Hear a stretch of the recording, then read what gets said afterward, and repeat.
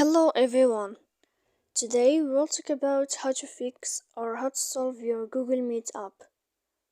To know how to fix or how to solve your Google Meet, you should just go to Settings. After that, we click Apps, Default Apps, App Settings. Then in this list, you will enter to the window of Google Meet and you will click here in this page.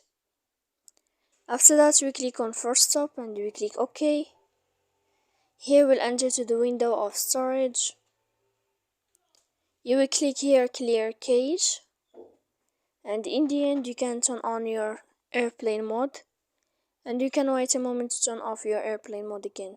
So please don't forget to support us by like and subscribe.